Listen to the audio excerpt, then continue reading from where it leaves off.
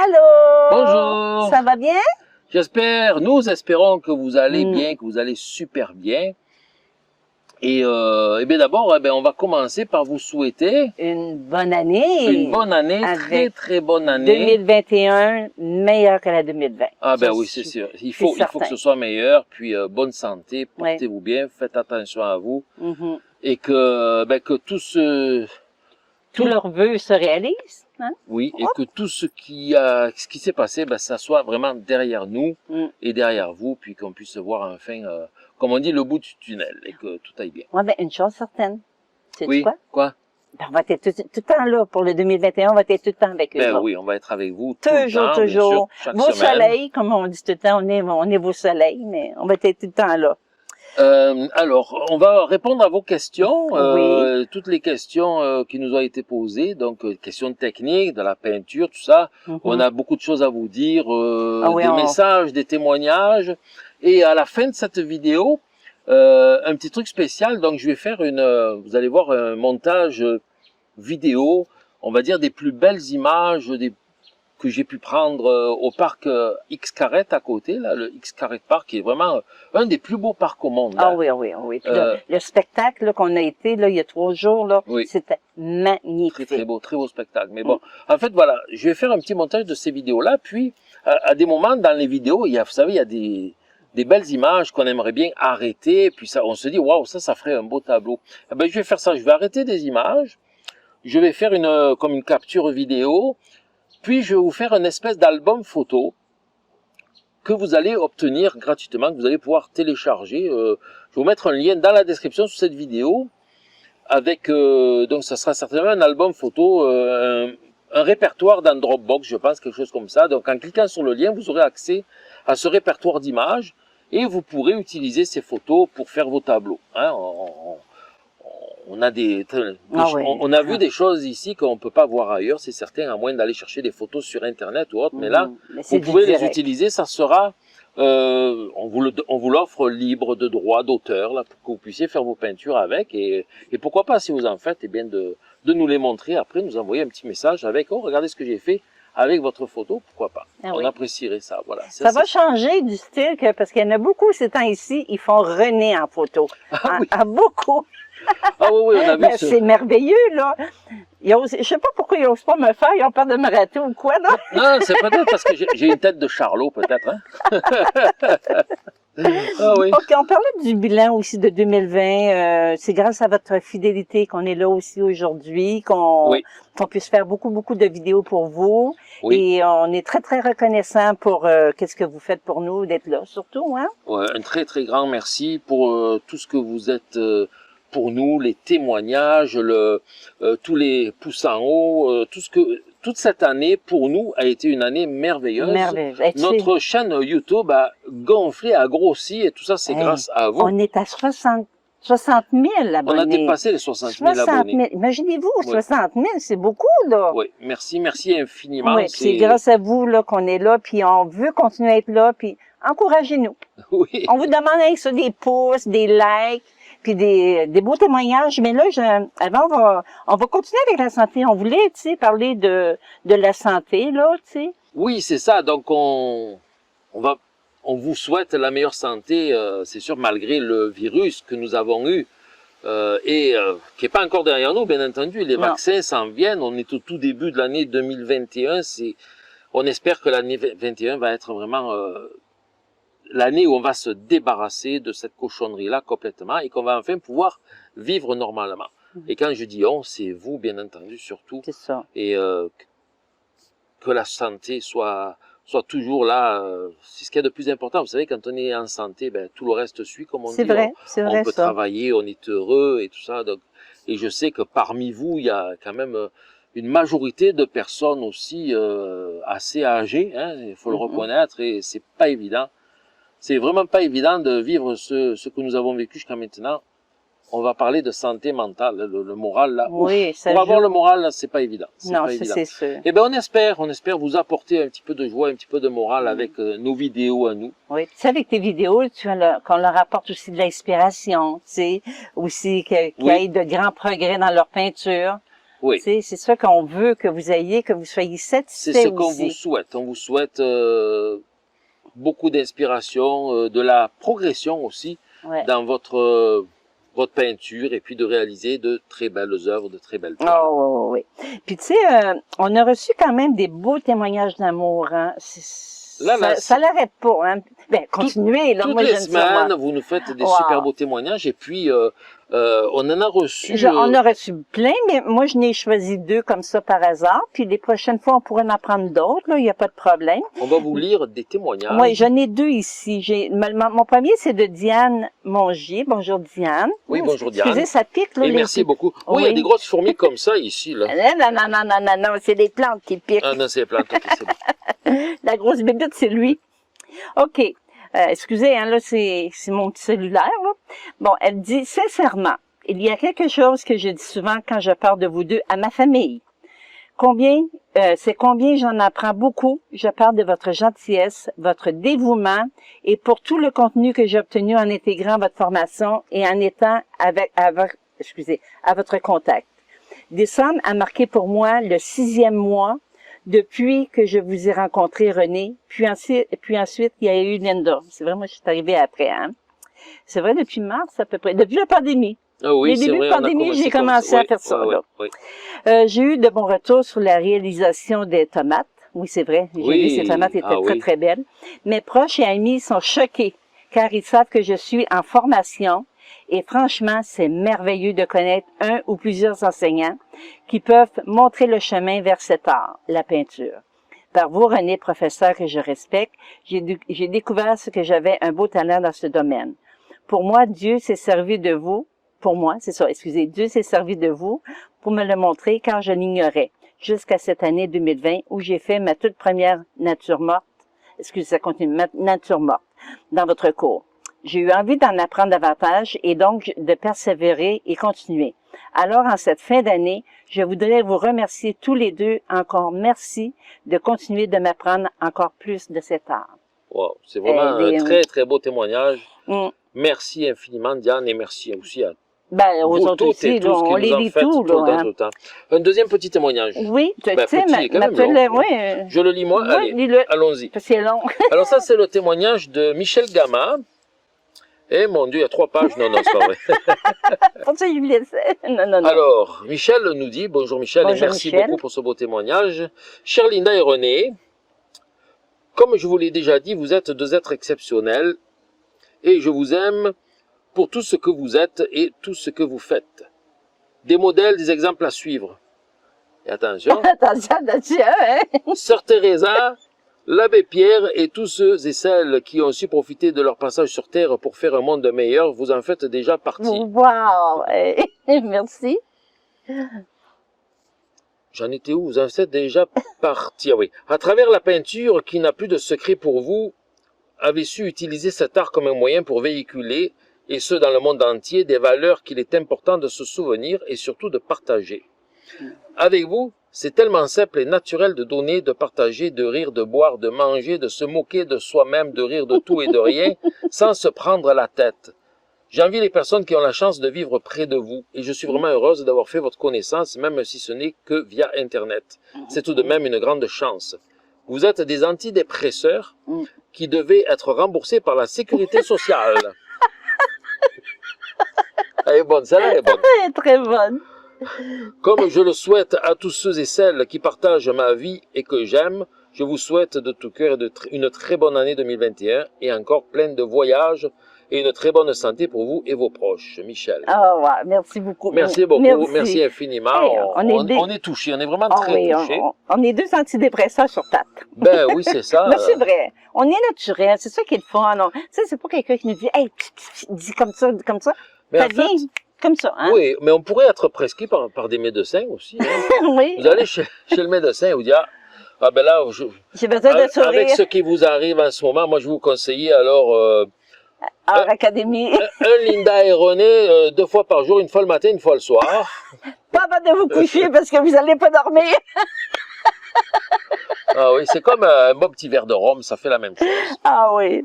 OK. Quoi de mercredi passé sur l'étoile? OK. On commence par une question. Ah, si les questions. Allez. OK. C'est sur le cours de mercredi passé sur l'étoile. Oui. Tu sais, quand tu as fait sur l'étoile. Oui. OK. C'est Odette Dionne. Bonjour, Odette. Odette. Bon, j'aimerais savoir quel est l'avantage de prendre un panneau de bois. Oui, ça c'était la toile que je faisais. Mercredi passé, pas mercredi. Ok, oui, c'était sur les supports, oui. En fait, le panneau de bois, par rapport à la toile, c'est rigide. Alors que ce soit du panneau de bois monté sur faux cadre, sur châssis, ou que ce soit un panneau d'Isorel, Masonite, l'avantage c'est d'avoir une surface rigide. L'avantage d'avoir une surface rigide est lisse aussi, c'est-à-dire qu'un panneau de bois, lorsque vous avez appliqué 2 couches de gesso puis poncé, vous allez avoir quelque chose de très très très lisse. Et vous allez pouvoir faire des petits détails d'un tableau hyper réaliste sans aucun problème. Vous n'aurez pas la texture de la toile qui va venir vous déranger. L'autre avantage, c'est que c'est rigide aussi, donc si vous faites, admettons, de la peinture au couteau et que vous préférez la toile rigide, le support rigide à de la toile souple, vous allez obtenir la rigidité du panneau de bois. L'autre avantage, celui qui me concerne plus particulièrement, lorsque je peins dehors, c'est que le soleil peut traverser une toile. Si je peins, ma toile est ici, puis le soleil est de l'autre côté, le soleil va traverser ma toile, je vais voir les barres de mon chevalet, ça va me faire quelque chose de visuel sur mon support qui va être gênant. Alors qu'un panneau, que ce soit du bois ou de l'Isorel, Masonite, c'est opaque, ça n'est pas traversé par le soleil, donc je n'aurai pas ce problème-là. Voilà donc 3 avantages d'utiliser des panneaux de bois.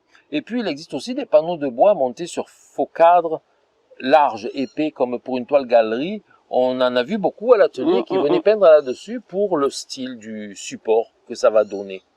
Ça s'encadre aussi, comme on peut très bien peindre les côtés, ne pas l'encadrer. Puis, c'est un support intéressant aussi de par son côté un petit peu contemporain. Voilà, pour de la peinture contemporaine, ça va bien aussi. OK. Il était fatiguant, lui. Enfin, il voulait donner son commentaire. Ah oui, il y a des oiseaux qui crient, mais on a les petits micros ici qui font qu'on n'entend pas trop l'environnement. Ah, OK. Ben moi, je l'entendais, c'est pour ça. Oui. Excusez. On continue avec Chris Chab. Bonjour, Chris. Bonjour, Chris. J'ai une question. Quand on peint de l'abstrait, doit-on faire aussi une couche de fond coloré? C'est vraiment pareil que lorsqu'on fait du figuratif. Il vaut mieux toujours faire une couche de fond coloré en fonction de ce qu'on va mettre sur le tableau, soit pour rester dans les couleurs couleurs dominantes, comme je l'ai expliqué, soit à partir dans les couleurs complémentaires du sujet, ou bien ne pas mettre de couche de fond, de couleur, parce qu'on va avoir besoin du blanc du support pour l'exploiter pour nos lumières. Bien qu'on peut faire une couche de fond blanche aussi, mais c'est comme s'il n'y en avait pas parce que le fond est blanc.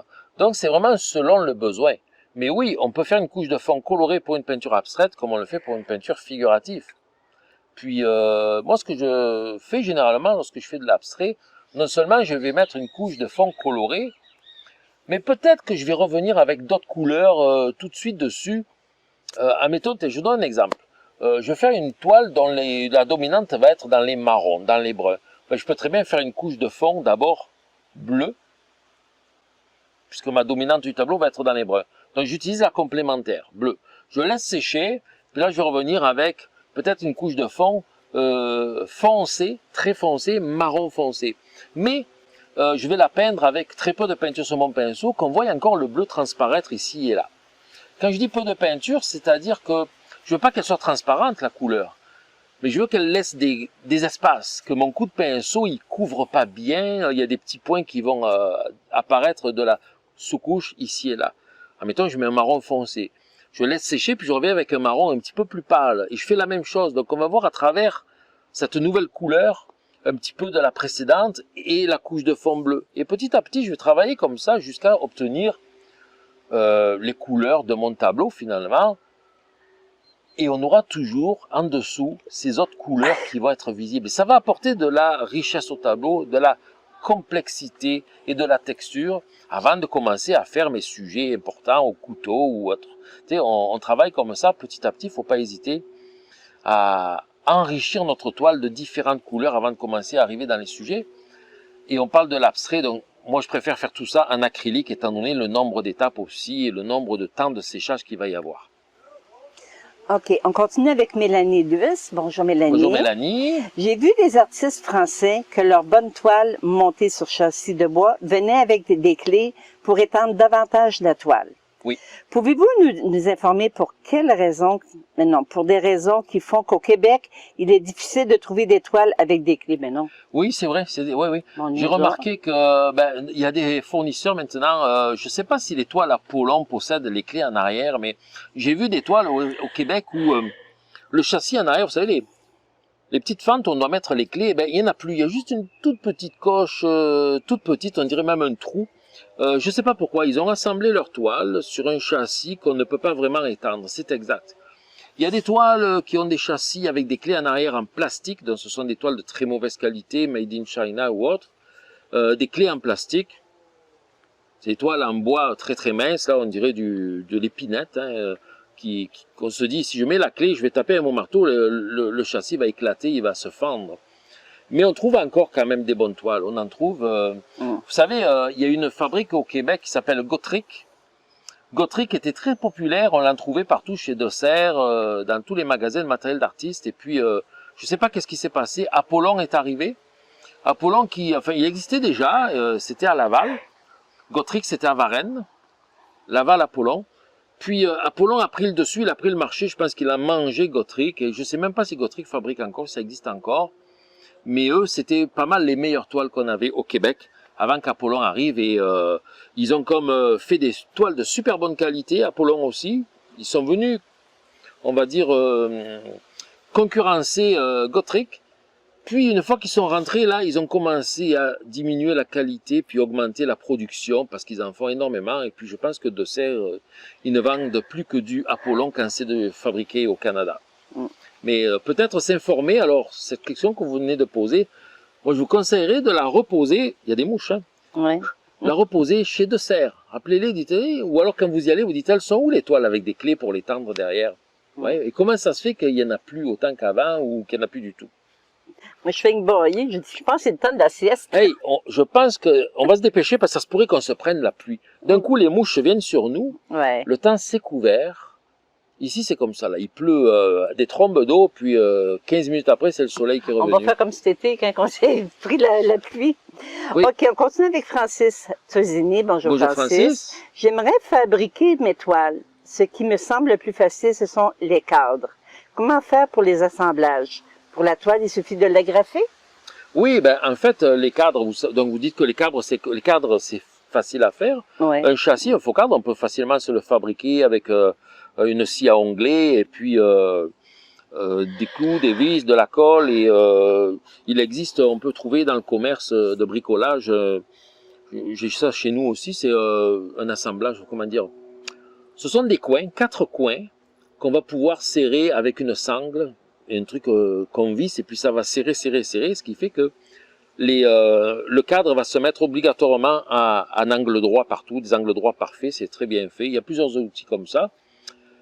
Mais donc, une fois que votre châssis est fait, effectivement, alors il faut tendre la toile et l'agrafer. Donc, une agrafeuse assez grosse, avec des grosses agrafes qui vont rentrer assez profondément dans le bois. Mais il existe une pince pour tendre la toile qu'on trouve dans les magasins de matériel d'artiste. Une pince spéciale qui va vous permettre d'étirer votre toile pour pouvoir l'agrafer. Cette pince, elle a été conçue pour qu'on agrafe les toiles sur le côté et non pas en arrière.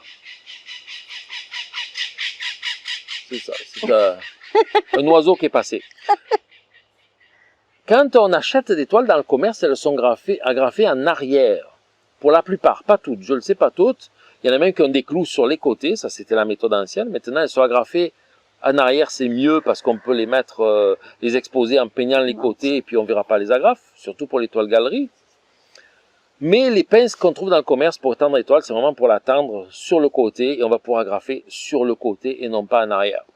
C'est faisable de les agrafer en arrière, mais c'est plus difficile. Donc, c'est une pince qui a des mâchoires très larges pour tendre la toile sans la déchirer.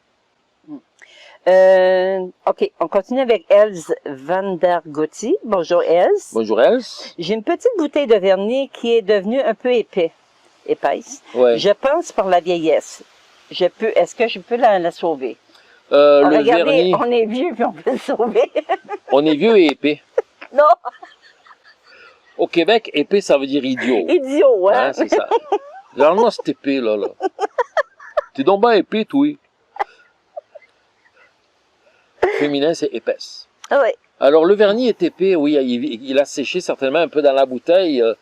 S'il n'y a pas une pellicule dessus, faites attention, quand il sèche, des fois, il y a une pellicule dessus, il faut la retirer. Si le dessous est épais, moi, je pense qu'on peut, oui, on peut le sauver. Moi, j'essaierai de mélanger un petit peu d'essence de térébenthine.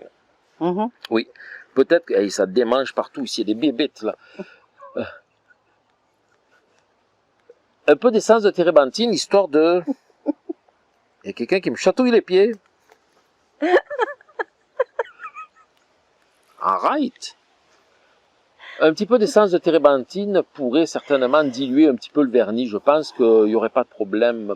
Peut-être qu'il faudrait faire des recherches sur Internet, mais à mon avis, ça fonctionnerait. Juste pour lui redonner son liquide un peu, sans qu'il perde ses propriétés de séchage rapide, de protection et de luisance.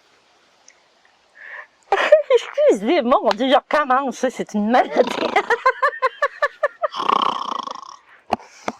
OK, on continue. C'est nerveux, c'est nerveux. Ouais. Génelle Laflamme, bonjour Génelle. Bonjour Génelle. A dit, la valise, elle n'a pas pu se gratter de dos, pauvre elle. Elle n'a pas pu s'empêcher de tortiller, oh là là. Quand vous avez ouvert le couvercle, quel soulagement. J'ai adoré l'accueil avec vos jolis sourires. Merci pour le transport. Je vous écris avec le bout... Ah oui, c'est elle. Je vous écris avec le bout courbé d'une canne de bonbons aux fraises dans la bouche et un chocolat chaud. Ben, c'est bien ça. Ben oui, hein? Question. Oui. Peut-on utiliser différentes peintures acryliques de différentes marques pour faire ces mélanges et avoir certaines couleurs? Oui, bien sûr, il n'y a aucun problème. Vous pouvez utiliser toutes les marques en même temps, il n'y a aucun problème. Je sais, il y a des professeurs de peinture qui ont dit, si tu mélanges telle marque avec telle marque, ça sera pas pareil, ça non? risque ta peinture va fendre plus tard. Non, non. Toutes les peintures acryliques peuvent être mélangées ensemble. Il faut que ce soit de l'acrylique, il ne faut pas mélanger de l'huile et de l'acrylique. Maintenant, on peut mélanger même de l'acrylique comme la Golden Open, qui est retardée dans son séchage. Avec d'autres marques acryliques, il n'y a pas de problème parce que ça reste de l'acrylique. Si vous utilisez de la Golden Open, qui est une peinture acrylique qui sèche lentement, avec, je sais pas moi, de l'acrylique PBO, ben, vous les mélangez, c'est sûr que l'ensemble du mélange va sécher plus lentement que la PBO, mais plus rapidement que la Golden Open, puisque vous venez de faire un mélange d'une peinture qui sèche vite avec une autre qui sèche lentement. Mais oui, on peut les mélanger, il n'y a pas de problème. Sachez quand même que vous allez avoir des peintures qui sont plus opaques, plus transparentes, plus brillantes au niveau des couleurs, plus intenses et d'autres moins. Donc vous allez certainement obtenir aussi ce mélange d'effets dans votre mélange de couleurs de peinture, c'est certain. Je reçois des gouttes. C'est pas grave. Allez, on se dépêche. Mais c'est toi qui parles. Non, mais c'est parce que la caméra, elle ne supporte pas l'eau. OK. Oui, je reçois des gouttes. Micheline Michaud-Robert. Bonjour Micheline. Bonjour à vous deux. Passez du bon temps pour vous ressourcer dans ce paysage. Depuis quelque temps, j'avais perdu le goût de peindre, car avec mon acharnement de réussir un dessin. Bon voilà, j'avais fermé ma boîte et mes tubes et rangé les tablettes de dessin. En fait, j'ai lâché prise pendant 2 semaines. Un matin, j'ai tout ouvert, j'ai repris mon dessin, j'ai réussi et j'avais commencé ma première couche. Ce que j'ai compris, c'est rien ne sert à s'acharner. Ça, c'est vrai, ça. Présentement, je bloque sur mon héron. Les plumes. Ah oui. Ça, c'est vrai. Avez-vous un exemple ou un conseil à me suggérer la première fois pour que des plumes, comment faire des plumes? Ben, moi, je vous dirais, si vous revenez en arrière dans les anciennes vidéos de la chaîne YouTube où j'en ai mis une, comment peindre le poil des chats. Ça ressemble quand même beaucoup à ça. Les plumes et les poils, c'est pas mal la même chose. Peu importe le genre de texture qu'on va faire, on va toujours commencer par faire les couleurs les plus foncées d'abord. Et après, on va revenir avec les plus pâles par-dessus, avec des petites touches de pinceau. Cherchez pas vraiment à faire les plumes, faites plutôt le plumage. L'important, c'est de bien représenter l'oiseau par ses ombres et lumières, ses volumes d'abord. Donc, vous allez mettre vos coups de pinceau dans le sens des plumes, mais toujours en pensant dans votre tête, je dois avoir les bonnes couleurs et les bonnes valeurs aux bons endroits. Et le fait d'appliquer des petites touches de pinceau les gens qui vont voir le tableau vont comprendre que c'est de la plume. Surtout s'ils voient que c'est un oiseau. Donc ce n'est pas la peine de les faire une par une. Maintenant, si vous avez un oiseau de proche, de très proche, où là vous voyez, admettons que ici sur l'aile, j'ai 4 plumes noires, et puis ici j'en ai 2 grises et une blanche, là il va falloir les faire de coups de pinceau assez gros pour qu'on les voie et qu'on les reconnaisse, qu'on puisse les compter et les toucher. Donc ça va dépendre aussi de la distance à laquelle se trouve l'oiseau, c'est certain. OK, on continue avec l'Abiba Ferrati. Bonjour l'Abiba. Bonjour l'Abiba. C'est toujours avec beaucoup de plaisir qu'on vous regarde. Vous nous apportez tellement de joie et de plaisir. En voulant réaliser un cheval à l'impasto en acrylique qui se trouve dans les pas à pas, j'ai voulu mettre une couche de gesso sur ma toile. Mais j'ai confondu mon tube de gesso avec celui du médium gel acrylique, vu que les deux tubes se ressemblent. Est-ce que je peux mélanger ma peinture avec mon gel médium et peindre sur cette surface, ou bien faudrait-il peindre juste avec la peinture acrylique? Non, non, vous pouvez utiliser le gel. Vous avez utilisé donc déjà du gel médium sur votre toile à la place du gesso, mélangez les deux, il n'y a pas de problème. C'est de l'acrylique, ça, c'est du, comment on appelle ça, du polymère qui a scellé votre toile, elle est imperméable. Il peut y avoir des épaisseurs, pas d'épaisseur, il n'y a aucun problème. Vous pouvez revenir dessus avec la peinture acrylique pure, la peinture acrylique mélangée avec un gel médium, peinture acrylique mélangée avec d'autres gels, d'autres médiums, des médiums à texture, toutes sortes d'affaires, même du mortier de structure, peu importe, vous pouvez y aller, il n'y a pas de problème. Ça ne générera absolument aucun problème parce que tous ces produits-là sont à base de polymère, ça vous fait comme de la matière plastique sur votre toile. OK. La dernière, c'est Anne-Marie Verratti. Bonjour Anne-Marie. Bonjour Anne-Marie. Vous avez parlé de mix média. Ma toute première toile était justement une peinture acrylique avec du pastel sec, à certains endroits pour rehausser les couleurs. Malheureusement, j'ai verni le tableau avec un vernis en spray pour acrylique et je n'aurais pas dû car ça a créé une sorte de voile sur les parties avec le pastel sec. Faut-il fixer le pastel sec sur l'acrylique ou si oui, avec quoi? Le pastel sec, c'est ça, dès qu'on met du fixatif dessus, pouf, il devient terne, ça marche pas. L'idéal pour le pastel sec, lorsqu'on fait du pastel sec, c'est de ne pas le fixer à la fin. On peut le fixer pendant le travail, c'est-à-dire je mets du fixatif pour le tenir parce qu'il commence à saturer, je repeins encore au pastel sec dessus, je peux fixer encore, continuer à peindre, mais à la fin on finit avec nos touches de pastel, puis on met pas de fixatif parce que ça vraiment, on va dire, ça le rend opaque, mat, ça le rend mat, moins brillant, moins lumineux, les couleurs sont ternies. Ça, c'est ce que moi je connais, ce que je sais du pastel, et ça fera la même chose si vous faites ça sur une toile, bien entendu. Cependant, j'ai ouï dire qu'il y a des fixatifs maintenant pour le pastel qui ne dénaturent plus les couleurs. Vous pouvez vous informer auprès d'un magasin de matériel d'artiste et dire, voilà, je voudrais fixer du pastel à la toute fin pour qu'il tienne bien, sans qu'il soit dénaturé, sans qu'il ait perdu sa luminosité, sa couleur et sa brillance. Peut-être qu'ils vont vous trouver le produit dont on m'a déjà parlé, peut-être que ça existe. Mais je n'ai aucune certitude là-dessus. Donc, elle avait une deuxième question concernant l'après-ground de gambling. Oui. J'ai lu sur leur site que cet après était plus adapté que le gesso pour la peinture à l'huile, car il n'absorbe pas la couleur et, au miracle, et qu'il permet même de reprendre sur une peinture à l'huile. Connaissez-vous ce produit et qu'en pensez-vous? Oui, j'ai déjà utilisé le ground de Gamblin. C'est une peinture épaisse à l'huile blanche qu'on applique sur nos supports à la place du gesso, donc ça prépare notre support, bien sûr pour faire uniquement de la peinture à l'huile. Alors si vous faites de la peinture à l'huile sur une surface traitée au gesso, vous allez avoir quand même une certaine accroche du support.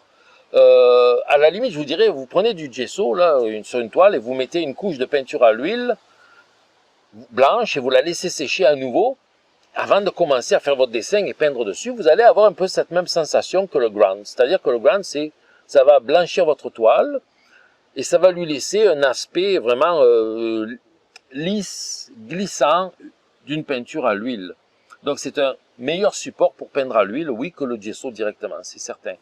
Mais attention, moi j'ai acheté du ground et puis je m'en suis servi peut-être, 18 mois après l'achat. Quand j'ai ouvert mon pot, il avait séché dedans, je veux dire, il y a au moins le tiers de la quantité du dessus avait séché. Il a fallu que je creuse en dessous et que j'aille chercher le ground en bon état en dessous. C'est vraiment, c'est un peu comme du médium alkyd dans lequel il y aurait de la peinture blanche aussi. C'est vraiment, il était pas mal épais aussi. Alors je sais pas comment il est quand il est neuf, mais moi je l'avais neuf, mais 18 mois plus tard. D'ailleurs le pot, quand vous achetez le pot, c'est un pot métallique, hein. Et il y a une espèce de sertissage en métal autour aussi pour vraiment qu'il soit très très hermétique. Voilà, donc c'était la dernière question pour aujourd'hui. On va un petit merci aussi, un petit clin d'œil à comment elle s'appelle? Excusez, c'est parti. Son nom, c'est Aliane. Aliane oui, AMB, merci beaucoup. Qui nous a fait un très joli message aussi dans les commentaires suite à une petite réflexion d'une personne désobligeante que nous avons supprimée. Il n'y a pas de raison qu'on laisse des commentaires. En fait, c'est une réponse à son commentaire qui avait été désobligeant, on supprime. C'était inutile, ça servait absolument à rien. Quand ça sert à rien, on l'enlève, à moins que ce soit quelque chose de gentil. Mais là, ça ne l'était pas. Non. Mais ça arrive. Écoutez, c'est du public. Vous voyez, vous êtes 60 000 personnes, plus de 60 000 personnes à nous suivre sur YouTube. On vous remercie infiniment. Et n'oublions pas aussi qu'il y a tous ceux qui regardent ces vidéos-là, qui tombent dessus comme par hasard, qui ne sont pas abonnés. Alors, il y a combien de milliers de... Qui ne nous connaissent pas, hein? On est rendu, je sais pas, j'ai pas regardé, mais je pense qu'on doit être à 4 millions de vues au total sur la chaîne YouTube, ou peut-être qu'on l'a dépassé ou pas encore, mais aux alentours de 4 millions de vues. Alors c'est sûr qu'à un moment donné, il y a des gens qui tombent par hasard là-dessus, ils disent, ah, c'est quoi ça, c'est pas bien, pouce en bas et tout ça là-dedans. Ben, c'est ça. C'est ça. Bon, voilà. Mais nous, on vous aime. On vous aime et on vous adore. Des pouces en haut pour vous. On veut des pouces en haut. Alors voilà, donc on va vous dire encore une fois une super bonne année. On va vous laisser là-dessus. Puis n'oubliez pas, je vous mets en vidéo. Là, ça va finir sur un montage vidéo. Et vous allez avoir dans la description sous la vidéo le lien pour télécharger des photos, des belles images. Veux-tu mettre celle du singe? Ah oui, on va tout mettre. Le singe, le perroquet, tout ce qu'on a croisé. J'ai nourri un singe, vous allez voir. Oui, elle donne à manger au singe maintenant, pas juste à moi. Donc on va vous laisser ça là-dessus dans la description, puis prenez, c'est gratuit, puis c'est libre de droit d'auteur, voilà. Alors merci beaucoup, merci infiniment, on va vous retrouver la semaine prochaine bien sûr, et on vous souhaite encore une très bonne année. Bye bye.